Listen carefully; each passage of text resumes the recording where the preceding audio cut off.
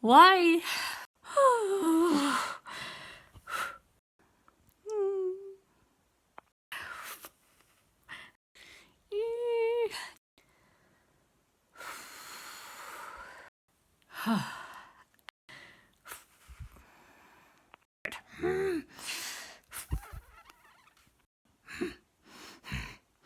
She came.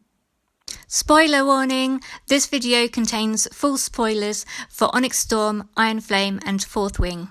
My name is Jenny Rowbury and this video is going to be me reacting to Onyx Storm by Rebecca Yarros as I listen along to the audiobook. Onyx Storm is the third book in the Empyrean series after Fourth Wing and Iron Flame. So I'm currently up to the end of chapter 9 of Onyx Storm, and we've just had the scene where Violet has a nightmare, and putting this together with what happened in Iron Flame in the last book, where she had a nightmare that came true. But in that one, it was happening to her in the nightmare, but it turned out that it happened to Xaden. So that together with this latest nightmare, I'm wondering if Violet's second signet is going to be that she can see the future. And I'm wondering why Violet hasn't put that together yet. So in this current nightmare that she just had in Samara, she was searching while the place was coming down in flames for a portrait, a painting of her family. And Kat was there as well. And I'm wondering why would she be so hung up on getting that portrait? Because yes, of course, she's attached to her parents, but I'm wondering if that means one or both of Brennan or Mira will have died by the time this future comes to pass. So Violet has been to Jack Barlow's cell for the first time. Well, I assume there's going to be another time because she said to see you next week, in a week. So it seems that because Jack Barlow said about that he hates dragons because, well, it appears that he hates dragons because they're the gatekeepers. Whereas if you're a Venin, you just take the power for yourself from the ground. He doesn't like that the dragons get to control who has that power. But how do the dragons take that power from the ground? And why then are there different strengths of dragon and different strengths of the riders on them? If they're all drawing from that same power beneath them, all the dragons, why are there different levels? And why is it different when a dragon draws from that power? Why doesn't that leech the land, leaving it dead and barren like it does when humans draw that power from the ground, becoming Venin, leaving the land dead and barren? What's the difference? Why can dragons do it without harming the land, but people can't? And are dragons all good and Venin all bad? Or is there a grey area there? Obviously, taking the life from the land, leaving it a wasteland, is morally wrong. But why then, what causes it to take part of your soul and lose autonomy? And why does anyone who can wield lightning, whether via dragon or via being a venin, why does that cause your hair to go silver? Because we know that the venin that Violet encountered when their squad was trying to save Merrin's family, she has silver hair and can wield lightning, but Violet had those. Her hair at the end has been silver, well, I assume all her life, because she had it before even going into the Riders quadrant or anything. So why would she have silver hair before ever wielding lightning, or even getting her signet, or even her dragon? Does this mean that it's something to do with the power source, and maybe as she was growing up she unconsciously tapped that power? But then why wouldn't her soul have been affected? So I don't know why her hair would be silver and all lightning wielders' hair be silver. Jack also mentioned that there are venin among them at Biscaeth, and you would never know who they are, and that, along with the attack earlier from venin, makes you think, who is it? There must be maybe some people that will be revealed later at some point. Will it be people who you think are obviously evil but with no seemingly apparent reason, like Dane's dad? And was Varish one, because he was just horrific, and why was he that evil? Or will it be someone that we're completely not expecting and who's just been really, really good at hiding, and there will be a great big betrayal or something? That would be devastating, especially if it was someone within their squad. And it just mentioned that Violet has been practicing with her aim, and it's getting a lot better, which is something from the last book that I really wanted to happen. But earlier, after meeting that lightning wielder, the venin one, I was worried that Violet eventually was going to become a venin and be taught by them, that lightning wielder one, and that would be how she got more control and focus. So I was really hoping she'd be able to do it by herself, and it appears that might be so. And do the venin have their own school as such, because they have initiates and different levels? So I was worried that maybe Violet and Xaden would go to that, and that would be in a future book where they're training at the venin college or something. But hopefully that's not the case. So we've just met Holden coming down the steps of the amphitheatre during their training. And when they first announced that Holden was going to be in their quest squad thingy, I remember when listening to that, I was thinking, Holden? Who on earth is Holden?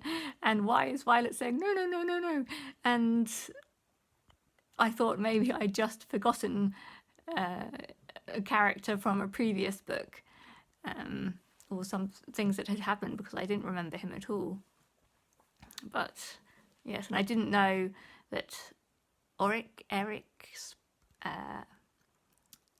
Cam I knew he had an older brother that died by Xaden's hand, obviously, but I didn't know that he had a twin and that he was Violet's ex.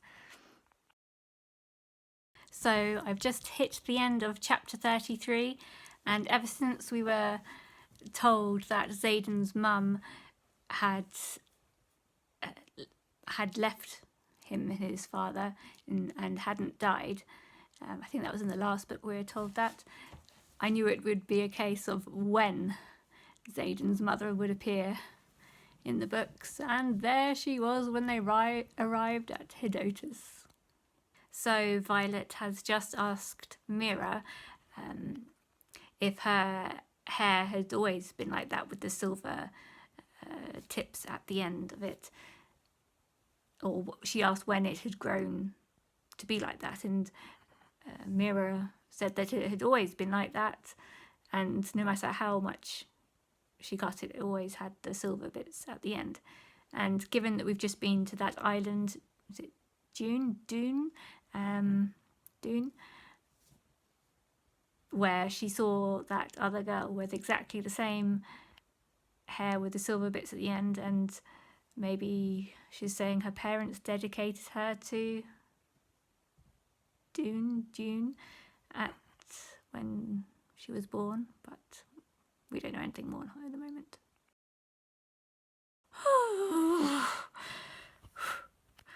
Riddick is okay. Garrick is okay. When the knife was flung at Riddick, and I thought he was dead, and Riddick is just about my favourite, I think, probably. So he's the person I wanted to die least out of everyone. But he's okay. And Violet saved Garrick by remembering the poison and the antidote. Well, finding the antidote for her father's book. I loved that scene so much, and that Violet outsmarted them. She was a step ahead of them. Chapter 39, and Traeger is dead. It's typical that after such a euphoric scene, when we thought two people who we really, really cared about weren't actually going to die, and then now someone is actually dead. And although he wasn't as well known a character, because of Kat's feelings towards Traeger, and that she'd finally moved on from Xaden and fallen in love with Traeger, that makes it sad. I'm on chapter 45, and Violet is still not getting it. She's had another nightmare, which my prediction is that that's going to be a future, that she can see the future, but which means the sage is still alive, which means, because the sage was in her nightmare, which means that he's still alive, which means that Xaden sacrificed his soul, becoming a venin for nothing. So I've just had the end of chapter 50, and Violet had another nightmare, and this time, because Xaden was next to her, and they talked about, because he was having a nightmare at the same time, and so they talked about it, and it was the same one. So they discovered that she is a dreamwalker, and that's her second signet, and they confirmed it because her other nightmare that she had at quite early in the book was Merrin's nightmare. So I was very wrong about what the second signet was. It was not seeing the future or other people's future. It's dreamwalking. It's the beginning of chapter 51, and Erasure is about to be attacked by Wyvern, and it appears that the Venin keep knowing things that they shouldn't know, and that's been a theme throughout the book. But not all that many people are there in Erasure, so will there be a mole Venin who has been telling them things among someone that we really care about? Was someone been deceiving them all this time, or is one of the Venin an Intrinsic? The Irids have come! The Irids have come! Well, I don't know if it's all the Irids or just that one Leofin, but he breathed fire on the ward, and so the wards are up for Erasure. But they came, so that means whether Leofin has been following Indana since. End of chapter 53, and it was just Leofin who had come, and now Indana has gone off with him to learn the ways of the Irids and her family. And, well, it said she'd be gone for years, but whether she'll be back sometime this book or it will be something for future books, I don't know. But it's a very interesting prospect, and I find the Irids fascinating, and what will come of that eventually, and how Indana will come back and what she will be like. Chapter 55, and they've finally figured out that it was Violet's father who took her to Dune to be dedicated, but that it wasn't completed because the priestess said her future wasn't certain. So, and that, well, they thought that she would turn Venin, but the exact words was the person whose heart beat for her, which is Xaden, would turn Venin, which has obviously already happened, but we still don't know when Xaden turns Venin, which they say is inevitable and can't be stopped, just slowed. We don't know what's going to happen to Violet, whether that will force, because of the bond between her, Violet and Xaden, and Ten and Sigel, what will happen to all those bonds, and whether Xaden turning Venin will force Violet to turn, which is very messed up, but him channeling so far hasn't affected the bonds between them, so I don't know if it would be forced or not. Chapter 57, Theophany has Mira. So will Violet go, and would she turn Venin in order to save Mira?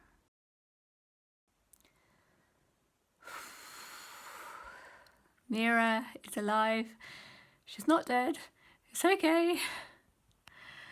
Mira is one of my favourites, so I really didn't want her to die, but so I'm on, just finished the end of chapter 59.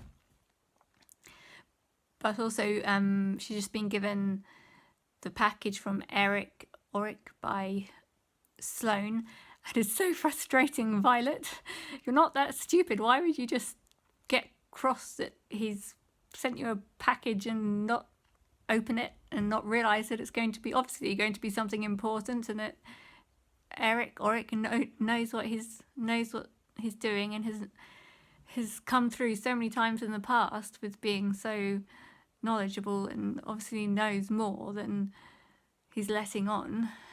So why wouldn't she open the package? It's obviously something that can help them. It's chapter 61, and we've just switched to Rhiannon's point of view. And I'm so frustrated because the narrator in the audiobook has also changed. And she has the most annoying... She makes the most annoying mouth noises and throat nasally voice sounds while she's speaking ever. So I wish they hadn't changed narrator. And why have we switched to Rhiannon's perspective? I hope that she's not going to die, because she is also one of my favourites. She had better not die.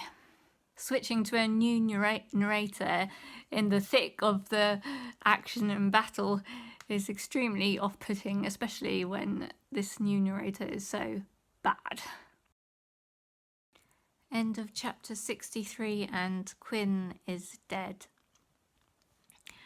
I knew before the battle started in Dreyfus, and they were still in Arisha, and having their classes, and in the rune class, when Quinn helped Violet with her runes, I thought Quinn's going to die, because we haven't really had much of interaction with between Quinn and Violet before, and I thought, oh, the writer's trying to make us like Quinn a bit more, and so that we'll be more sad when she dies. And unfortunately, I was right. And although I don't mind that she's dead so much, because Imogen is so sad, that makes it sad. And before this book started, my favourite characters, Riddick, Imogen, Mira and Rhiannon, and those are the people that I really, really don't want to die. So, and quite a few of them have already come close. Why? Oh, the conduit has shattered again, and just exactly when she does need exact aim to get the main big baddie, of course, she doesn't have the conduit to aim. She spent all those weeks, months training to hone her aim and targeting of her lightning, and now she can't. Why didn't she learn to wield without the conduit? Put it together more quickly, Violet. The marble dagger that you've been given in the dark, use it in the darkness. Hurry up and put it all together. And Dana, she came, and Dana came. Panchek has been the mole giving information to the Venin, and has turned. He's the one. It's not as devastating a blow as someone who's close to them being the mole, but still. So I have finished the audiobook. I have finished Onyx Storm. So Xaden, I think all his soul is gone, or maybe there's just a teeny tiny bit left, I'm not sure. And some dragon eggs are gone, and some riders are missing. And Violet, in the time from when she killed Theophany and went unconscious to when she woke up in Narisha, has apparently got married to Xaden, but has no memory at all of it. But that because of Imogen has her signet is that she can take memories or modify people's memories, and apparently Violet asked her to do so, but she is completely clueless as to why at the moment. And then the book ended. So what did I think of Onyx Storm overall? With regards to the pacing, whereas Fourth Wing and Iron Flame, the first and second book in the series, were super fast paced all the time and you were never bored, with Onyx Storm it was more varied, and although the battle at the end obviously was very exciting and fast paced, and there were other parts that were fast paced, there were sections of the book that dragged a little, and I found my attention wandering a little bit and getting a little bit bored, but overall it was still exciting. The two deaths of Traeger and Quinn didn't have as much impact as, say, Liam in the first book. Quinn and Traeger were more minor characters, so you didn't really care about them as much. So that was a bit anticlimactic, and you were ready to feel big emotion, and so that just fizzled out and didn't go anywhere, especially when earlier we had been so worried for Riddick's life and Garrick's life, which would have had a huge impact and emotion, but obviously I didn't want those to happen. And in Tyrrendor, what they had been trying to do was extend the wards like Navarre did, so Navarre was able to extend their wards to using outposts where they had those stashes of weapons. And so now the wardstone in Tyrrendor, they've done the same by extending that to Dreyfus. So some of Port-Emil is now protected by wards. I really enjoyed when the quest squad was going around the Isles, and especially the one where Violet outsmarted and was several steps ahead of when all that poisoning thing went down. And then obviously that island where Traeger died, and they were drawing the cards, and it was luck as determined what cards they drew.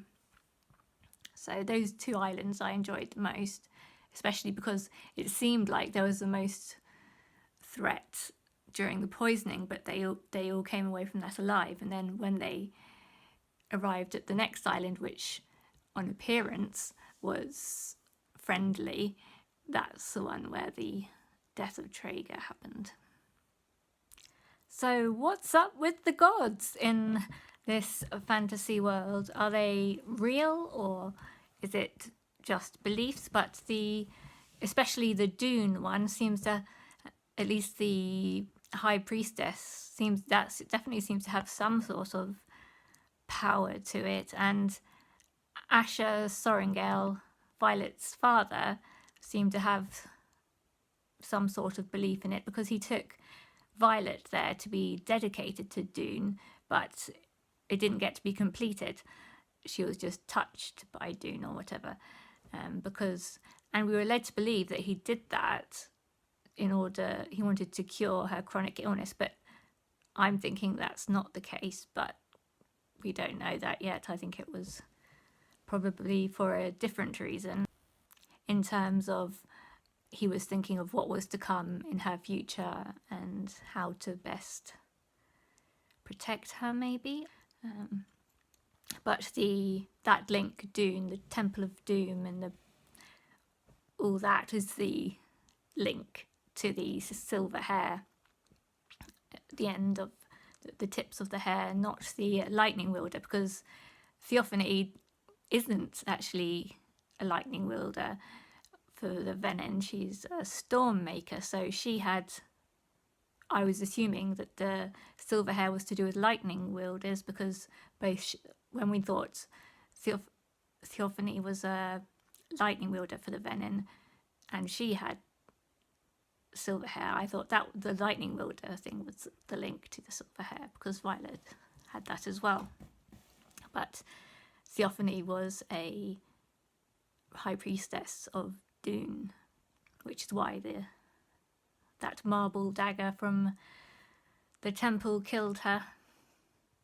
And also, is there another mole in Biscayeth, or on their side still? Because the Venin mentioned that there was another, he still had another, so it didn't matter if Panchek died. So if Panchek was the Venin in disguise, or hiding at Biscayeth, and he was the one who was in like the ranking, in command, he was the Venin there. Is the other Venin hiding going to be a student? And I did worry early on that it was going to be Riddick, which would be the most devastating thing ever, because he is my favourite, but he does seem to have something. Everyone underestimates him because he's so jokey, but he's also so loyal, and so I would hate if he was actually a Venin. And with Xaden, if his soul is gone, or almost completely gone, in the rest of the books, I don't know if I know everyone's saying there's no cure, but is there going to be in the end? Because, I mean, the whole book is about Violet and Xaden's love story, isn't it? So, but I think Xaden was actually the weak point of this book, and it doesn't really, to me, seem like love between Violet and Xaden. And with the missing dragon eggs, has Xaden instructed someone like Garrick to take them to the Isles, and because that's what I think the people at Dune were wanting in exchange for their help, their army, was dragons. They were wanting dragons. So is that what Xaden intended, or is there something else going on? And with Bodhi and Xaden was preparing Bodhi to be his heir throughout the book. But at the end, since Violet and Xaden are now apparently married, and there was that phrase, "It's hers now." Does he mean Orisha? Orisha is hers now? Was he actually... But she can't inherit in that sense because she's not family, or does marriage now count as family, so she's going to be in charge of Orisha? But what about Bodhi?